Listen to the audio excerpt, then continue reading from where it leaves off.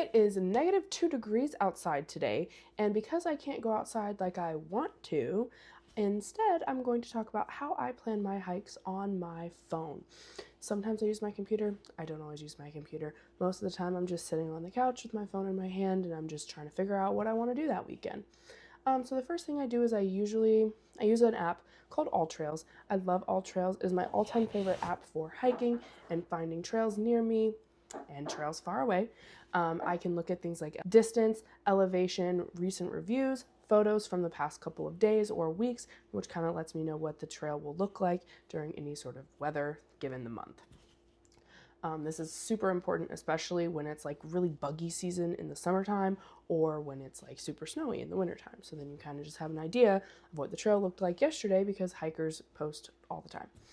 I will also use Google Maps to look and see how far these mountain hikes that I want to do are from my house. I do live in a coastal town, so getting to the mountains takes me about 3.5 to 4 hours, depending on the hike. I think the furthest point of Virginia, like in the southwest corner, it takes me about 6 hours to get there. That one I usually will stay overnight for, but anything 4 to 4.5 hours or less is a day trip for me. I'll leave at 2 o'clock in the morning, hike my hike, and drive home. A lot of people don't really love that. Like my husband, for one, would really much rather like get a cabin, spend the night.